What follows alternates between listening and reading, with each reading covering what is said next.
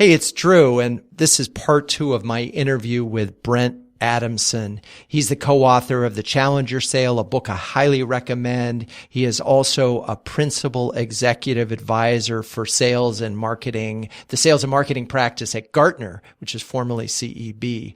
He serves in that role as their chief storyteller. We get into a lot of stories, and in this part, we really get into the nitty-gritty of of a way to rethink your sales and marketing process. He is a strong believer and advocate for an alternative approach to marketing. It's almost like he doesn't even want to use the term, because sales and marketing need to be working in lockstep, and there can't be this handoff, that it has to be about making it easy for the customer to buy. And so if marketing has a role, it's developing a lot of the tools that will enable this process and make it easy for the customer to buy. So have a listen. I think you're going to really find part 2 as instructive as part 1.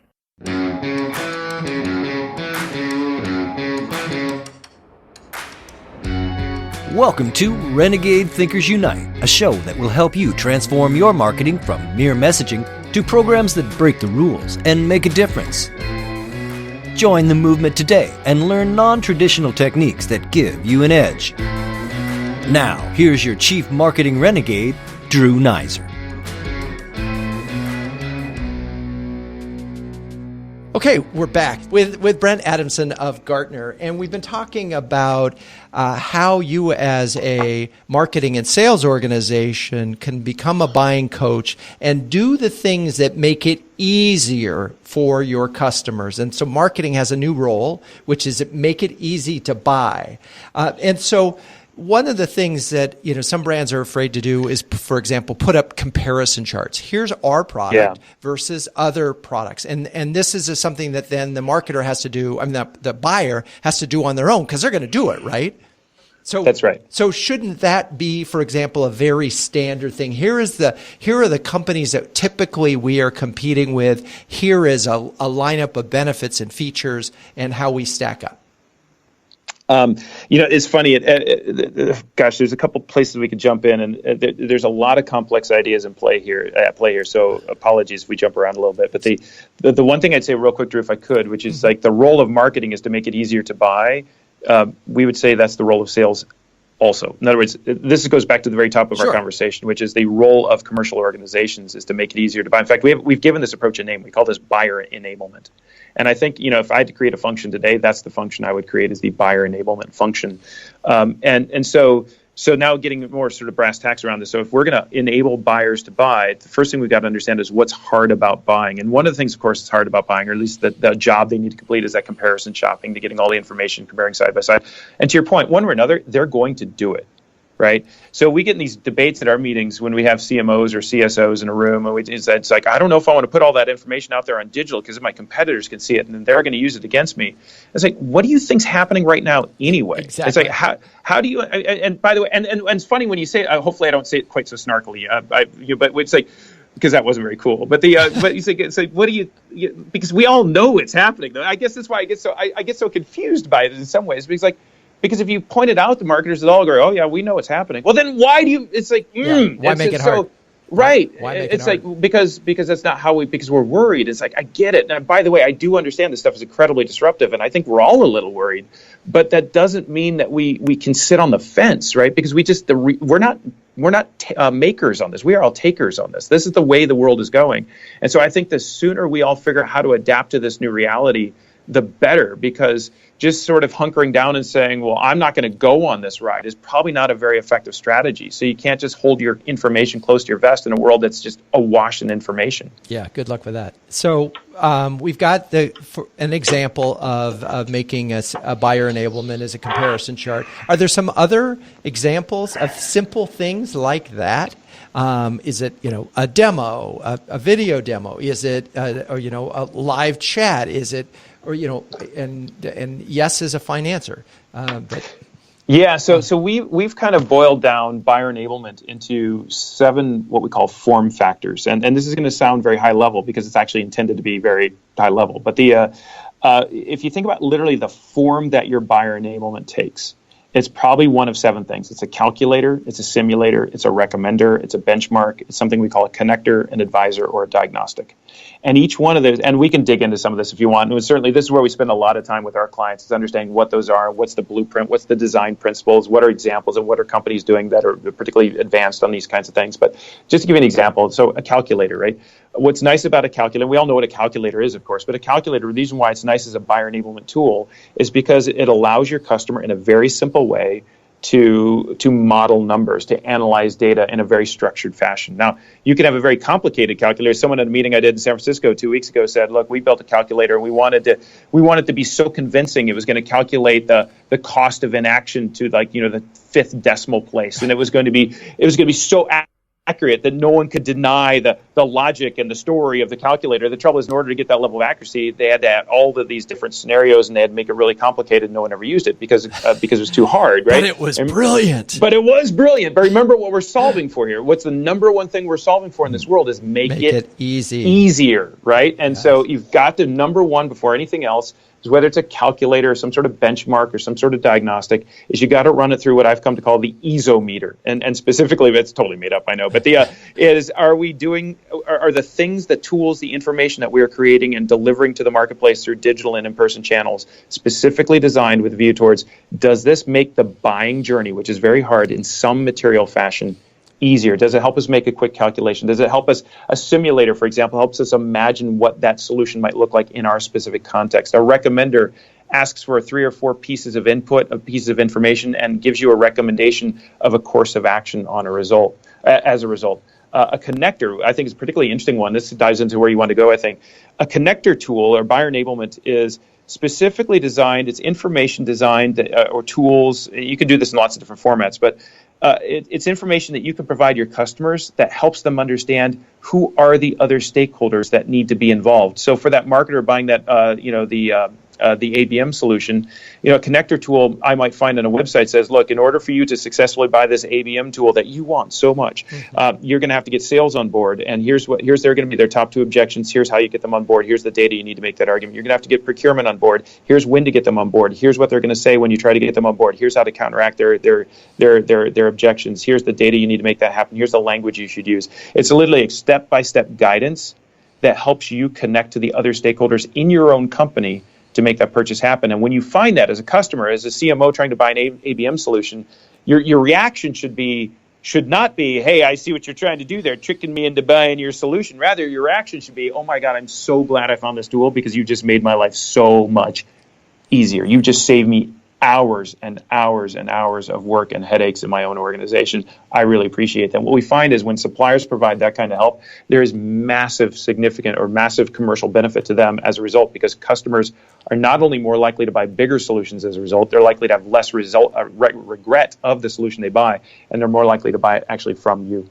You know what? We've been 10 years ago, we started using the phrase marketing as service, where your marketing is, in fact, exactly as you just described, creating things that are of immediate, have inherent value in and of themselves. And then marketing is no longer that stuff that you want to, hit, delete, or hide. It's marketing that's actually information that's useful. So that's really. And do you see how far we've gotten from your earlier question about brand? Again, I've got to be super careful here. Brand is hugely important. I don't mean to belittle it, but a brand team, a team that's focused on building brand, isn't necessarily going to do this, or at least isn't naturally going to do this, because it's totally different. And yet all the content marketing that we're all doing in the name of marketing, the white papers and the blog posts and the content machine and the top trends for 2018, none of that solves for this either, because none of that's specifically designed to make the 6 jobs that customers have to complete to their satisfaction to get a purchase done easier. And by the way, what's interesting, when you go out in nature and you look for this kind of buyer enablement, you know where you find it, or you don't actually find it in marketing. You find it in sales, but you find it produced either by a sales enablement team, not as a customer tool, but as a sales tool, objection handling documents, things like that. And more often than not, where you really find it is some sales rep out there on his or her own who's been trying to sell and is getting really frustrated, created some sort of rogue calculator or some spreadsheet that they have found to be particularly valuable in convincing a customer of a particular viewpoint. And in most organizations, when we find that kind of stuff, we squash it, right? We squelch it and say it's not brand compliant, or it's not, hasn't been through compliance. And so that rather what we're finding is the companies that are beginning to do this well are going out and they're searching, as I like to say, they kind of turn their company upside down and shake it, and they look for buyer enablement to kind of fall out from wherever it may come from, and then breathe life into it, make it brand compliant, figure out the underlying assumptions, make sure they're accurate, and then put it on your website, make it a tool, put it in the hands of your sales reps, put it into the channels where your customers are most likely to seek it, which is multiple. Yes. And all of that makes sense. And I think all of this is in the context of and when it comes to brand. And I'll tell you why. So if we say that ultimately all brands exist to service customers, right? One way or another. That's why they exist. So all positionings are in some way about enabling customers in some way. It may be a mythical sort of dream, right? It could be drink this beer and get the partner you were looking for because you suddenly look cooler. It may be this, but it's still always a promise of something to a consumer. But what's interesting about what you're talking about here, in my mind, is I can frame it easily under brand. Easily, as long as the brand is about sort of a promise to the customer, as opposed to we're the best in the category, right? Maybe, but then I think and I say this with huge and deep respect for it, but I think you're missing the breadth of the scope of what we're talking about here, right? Because if you park it all under brand, then you've just parked sales under brand, right, which seems weird, okay, right? So I didn't mean that. Do you see what I'm saying? Yes, and that's not what my intent. My intent was to simply say they are completely consistent, that these don't have to be disparate things. You got brand over here, and you got sales over here, and you got marketing. 100%. Right. 100%. And I could see those align. When you try to force fit these kinds of ideas into legacy organizational structures, then you get into these weird sorts of scenarios, which is, okay, so this all falls under brand, but but one of the best ways to deliver buyer enablement is through sales channels. So it's just when you try to force fit these ideas into a legacy organizational structure, you run into dissonance pretty quickly.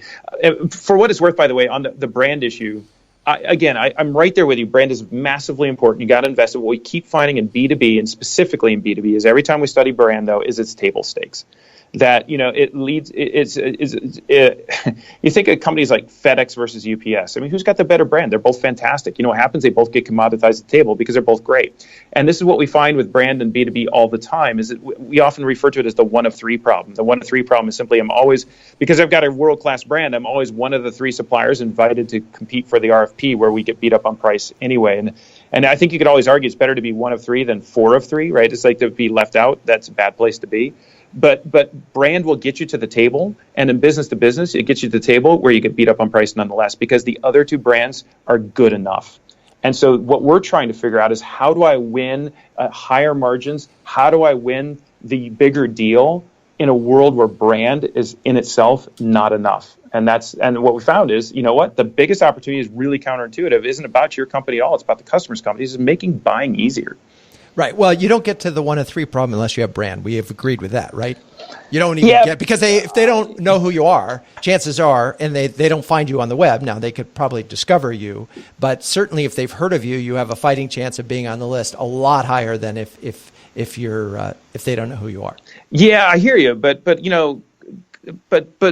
go there and stop just at that point. Yeah, or at least you can't stop. I agree. Do you see what I'm saying? And pick an industry vertical, right? In B2B, unless you're talking about emerging markets, or you're talking about small companies, unicorns, or something going on out in old Palo Alto or something like, most companies, again, you look at the big players, the large enterprises in B2B, certainly everybody knows who they are. It's like, if I'm in construction or electrical or whatever, it's like, is it Schneider versus Eaton? Is it FedEx versus UPS? It's like, these are all well-known brands. Financial services, it's like the list is the companies we all kind of know. Now, if you're trying to break into that, then sure, invest in brand, but just know that brand alone will never get you past commoditization. Okay. All right. So at one point in your 6 jobs, you mentioned validation. And I'm wondering if, and this is a question, one specific client a while back just wasn't sure analysts were relevant anymore.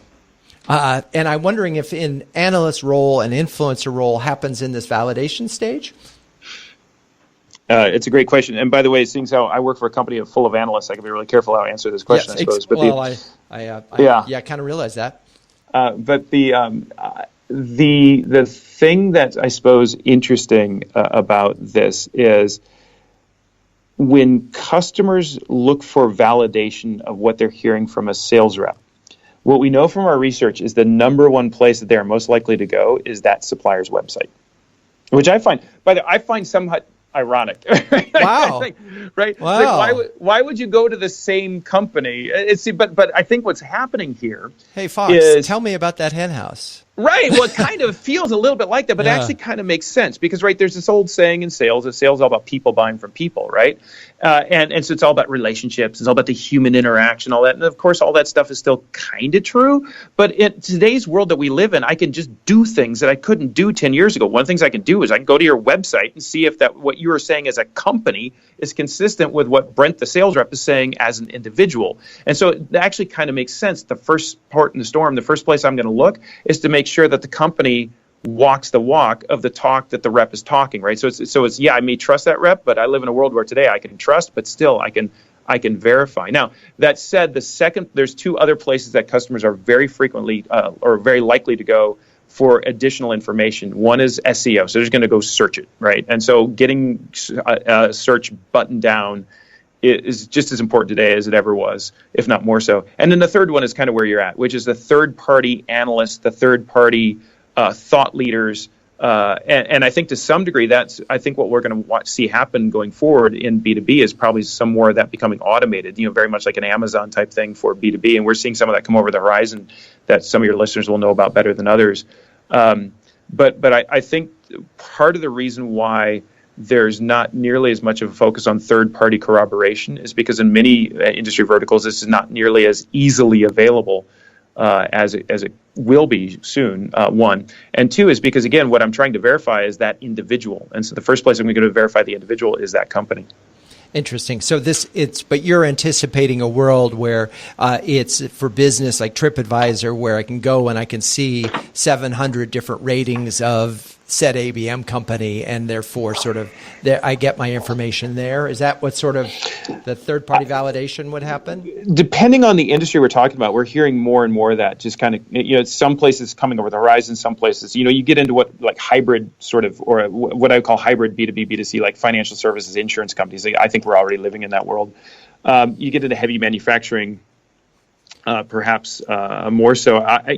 If you want to project out, though, I think you get into a completely different world altogether, which is, and I don't know if this is 5 years, 10 years, or 15 years down the road, or probably not much more, is where it's machine buying from machines. But that's super speculative type. So, it's like we already live in a world where your refrigerator can order from your toaster and get something without you, and right, or something like that. I think that's how that's supposed to work. But and what's interesting, you say, hey, Alexa, buy milk, and all of a sudden milk shows up like an hour later in your front doorstep, and no one ever talk about brand. Brand is like, I just ordered milk. I didn't order a brand of milk, right? So that's a whole nother story for another time. But we're beginning just now to see glimmers of that kind of machines buying from machines type thing happening in B2B. And what's interesting is it doesn't mean there's no sales in that world, but it's just like where it happens farther upstream to become, of course, the default brand, the brand of choice. That's a totally different world. And I'm super intrigued by what's sales and marketing is going to look like in B2B 10 years from now, because I think it's going to look really different. You've been listening to another great interview on Renegade Thinkers Unite with Drew Neiser. But the value doesn't end there. As a listener, you can download a free ebook from Drew, Renegade Thinkers, interviews with 11 trailblazing CMOs any business can learn from. Top marketing thought leaders and proven executives from Time Warner, American Express, and Chico's, and others.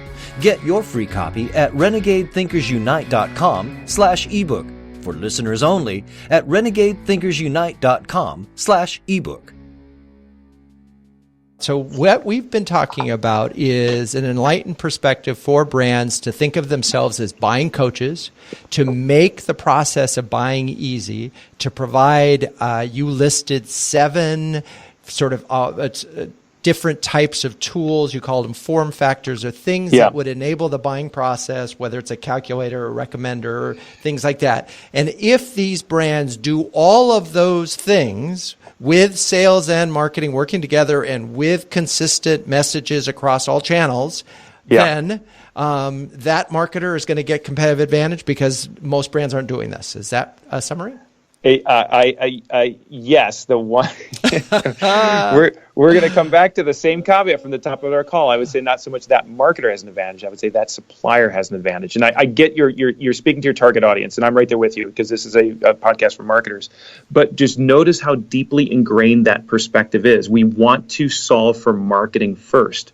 And what I would argue is we need to solve for the supplier question as opposed to the functional question. And I know that I'm calling you out for something you didn't intend, so it's unfair of me to say that. But I just point that out to just show just how deeply ingrained these kinds of perspectives are. You are right, and I'm busted, but that's okay. Because this is a show for marketers, and they're fighting for their lives right now. I get it. And they really are. They have the toughest job in the industry. They don't speak the same language as the CEO. They do have a powerful role. There are lots of these companies out there in B2B land that don't have a brand, that are not FedEx and UPS. Most aren't FedEx and UPS. I hear you. That's a fair point. Totally fair point. So they have to build a brand, and they're often creating they have some level of service that doesn't fit neatly into the existing buckets. So they even have a harder challenge because the customer thinks they want widget A when in fact it's not even a widget that they need. It's a piece of software that will do what that widget did. And so they're selling often in a situation where the customer may not even realize they have the problem quite yet. So these are really hard challenges. Now, all the things that you talked about doing is about making the buyer buying journey easier are things that a lot of enlightened marketers, I would believe, would be nodding their head and saying, yeah, we can do that. I still got to get I think so. And by the way, on the other challenge, which is that's where, had we done this podcast, a year ago, and in fact, we could do it tomorrow, is that your best bet in that world where your customers don't know who your company is or don't know your solution or don't understand how your technology applies to their world is that's where this idea that we captured in the Challenger sale and even better, I think, in the Challenger Customer, our second book, is this idea of what we've come to call commercial insight, which is providing customers insight not about your company but about their company that helps them think differently, ways to make money, save money they haven't fully appreciated on their own. And even that's not really about brand. What's so interesting about this idea of insight and this idea of buyer enablement, both of them are fundamentally supplier agnostic. They're about the customer's world and the customer's view and less about ours. We've established that you're not a brand guy, period. That's the way it is. That's all I'm saying is it's table stakes, and I'd hate for anyone to invest millions and millions and millions of dollars in brand and be surprised when they wind up getting commoditized anyway. Hilarious. Okay. How can people find out about you without engaging with Gardner? There's a number of different ways that people can see some of the work that we produce. Our Gardner at Work website, where we put a lot of our content outside of the firewall for individuals who don't have an existing client relationship. To find, oftentimes my videos wind up on YouTube, so you can find them there. And I also write a blog post for HubSpot as well, so you can find our stuff there as well. But I think the best way to find out about what's going on at Gardner is come talk to us. It's a bit of a sales pitch, but why not? I mean, we'd love to talk to anyone who doesn't have a current relationship with us in sales or marketing and really just take some time and just share what we've learned and talk about what to do about all this stuff. Because I know I put a lot of big ideas on the table across the last, 40 minutes or so. There's a lot of implementation, a lot of tactical detail that sits underneath this. That's really going to be, that's where the proof is in the pudding. Sure. So one of the things that I'm both excited about and quite curious about is this influencer conference that I happen to be invited to. But I'm interested in why you do it.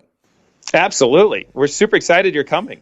Drew, I'd also give you, I think I just came up with 4 reasons in my head. One is, straight up, it's just to the degree that you guys have these huge audiences and we can put content in front of you that's valuable for you, that gives you something to put out there to those audiences with our name attached to it.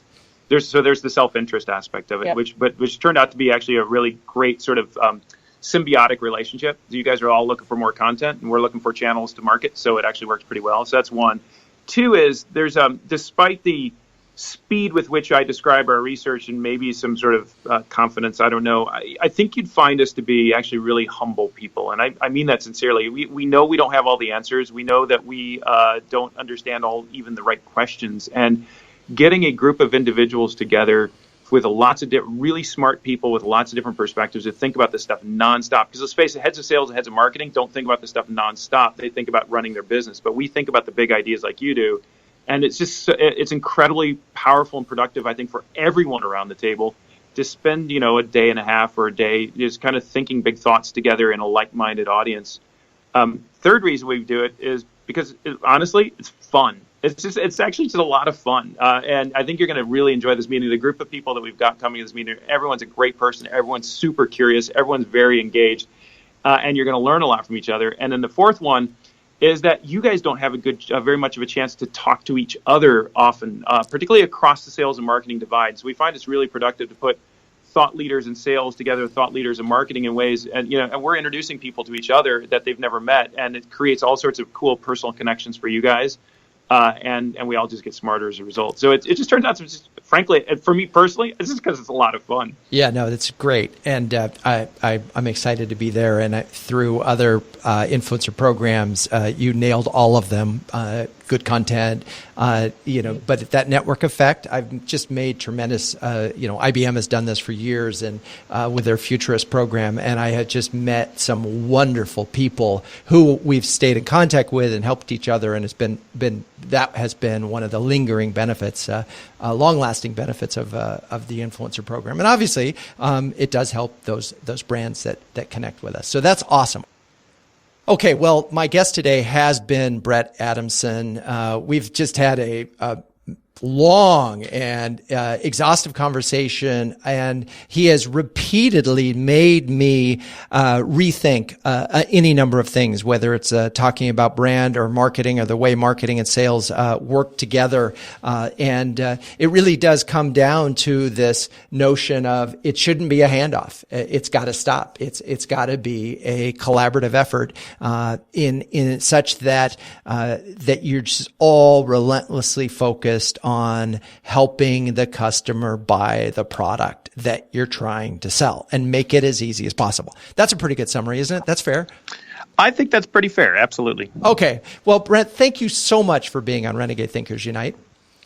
Well, Drew, it was truly my pleasure and privilege. I thank you, and thank you to everyone listening. I know I went all over the map a little bit, so hopefully it was helpful and interesting, and super excited to keep the conversation going. It was terrific, and to all of the listeners, thank you as always for hanging out with us. I so appreciate the time. Don't forget to leave comments on the blog, on any of your favorite podcast channels, and until next time, keep those Renegade thinking caps on and strong.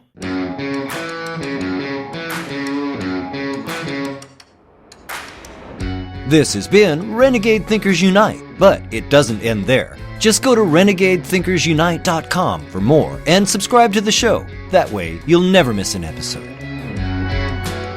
We'll talk with you next time on Renegade Thinkers Unite.